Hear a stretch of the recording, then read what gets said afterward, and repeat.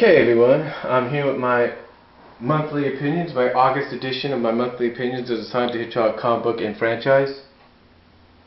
And I have to say that, again, 215 is a good beginning to a good two-part story.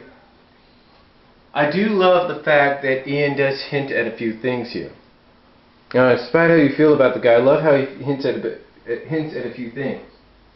I love how he hints about the fact that Rotor kind of felt like a hypocrite. Well, first of all, he kind of hints at the fact that Nicole has been very reluctant as of late to use her powers and use the nanites for anything ever since the whole Iron Dominion fiasco. But, because, other people, other citizens of New Mobotropolis, might feel like, she's abusing her powers, or maybe even worse.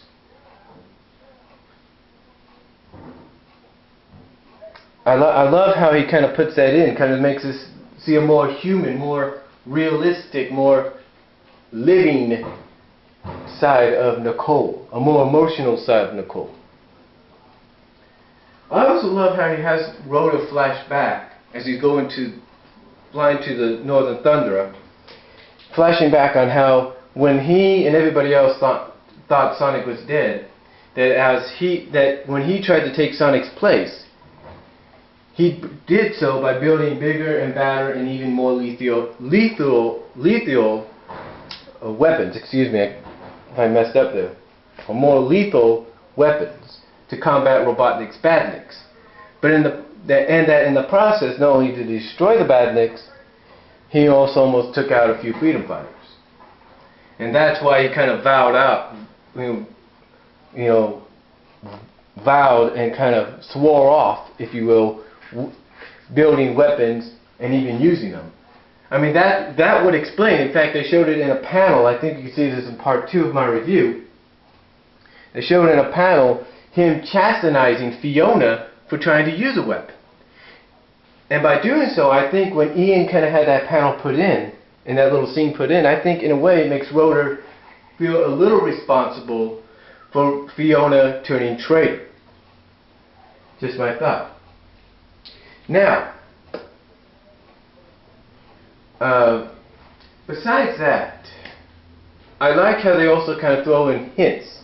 I mean, I like how Silver's character is being developed. I mean, Silver in the backstory is almost reluctant to go back because he feels as though maybe he, does he have it? Because he's kind of, I like how he makes, Silver kind of contemplate the fact, does he have it right this time? Does he have the traitor right this time? Does he have the traitor pinned? Is he correct in who this guy is? Is he right? Only to probably find out that he's wrong again. All because the names are different. Boomer, Rotor. I love how he does that. I love how he makes Silver kind of contemplate. Until finally Silver decides, no, this has got to be the guy. I'm going to do this. But I love how he does that. But I also love the fact that he kind of throws some hints out there. Hints at the fact that the traitor is someone that the characters themselves would least expect. But we as readers and fans know who it is. Or have a strong feeling as to knowing who it is. And who that is? Well, like I said at the end of part 2, I believe it's Hamlin. I know that sounds crazy, but I believe it's him. But anyway, getting besides that, let's take a look at some future issues. We got the whole situation after this, I think, with Bunny and Sonic. I think starting in 217 and going into 218. I love that situation. We also see the next issue, which is 219, that comes after those two, and it's called In Service of the King. And we see on the cover for 219, Jeffrey St. John and Sonic, who apparently are going to be main components or main characters in the story.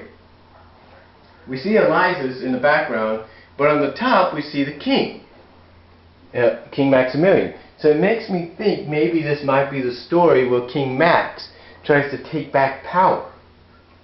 Think about it. King Max has always been against this whole thing with the license.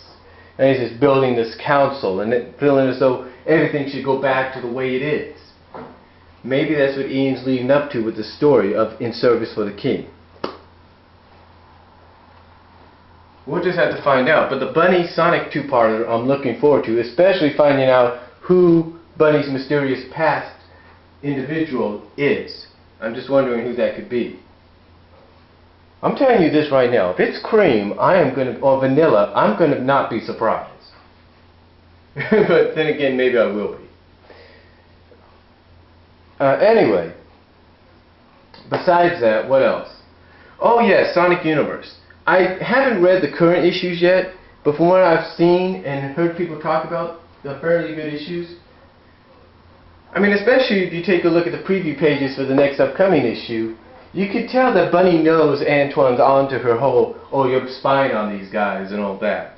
So she continues her act, making him think Antoine fell to his death. And that's pretty cool. And it looks very interesting, so I may have to pick it up real soon. What else? Oh yeah, speaking of Sonic Universe, the end of the year, or towards the end of the year, we're going to have not a Knuckles arc, but a Sonic Girls arc. And we're not talking Sally and Bunny being involved, or Dulcie, or Fiona.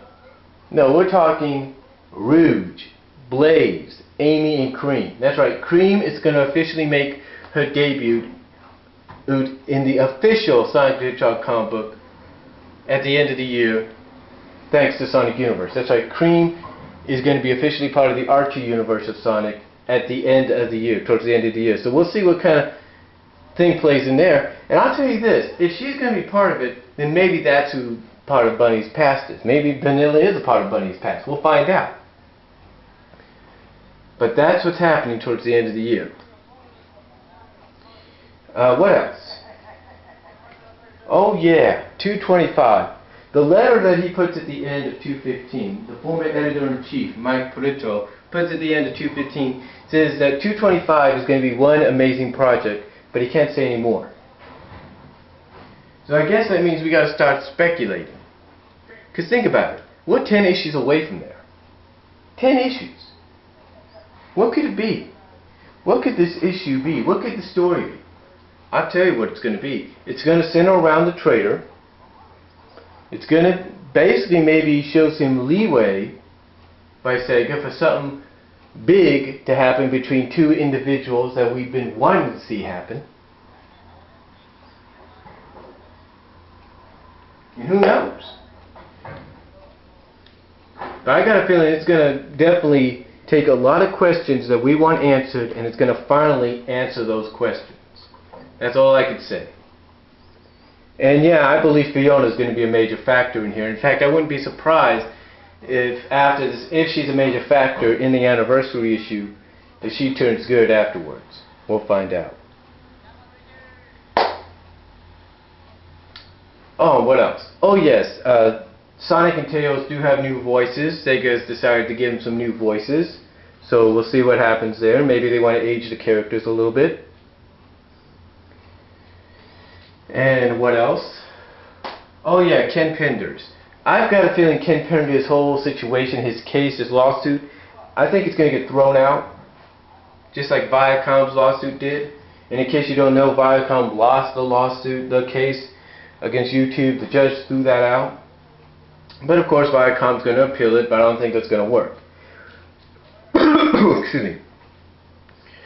But really, that's about it. That's all I could say.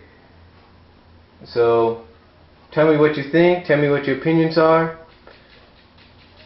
And in case you don't know, yes, Ian is officially getting Sonic and Sally back together. And if you didn't read 214 and see that one little panel, watch my video review. You'll see what I'm talking about. But that's all I have to say. Thank you all for watching.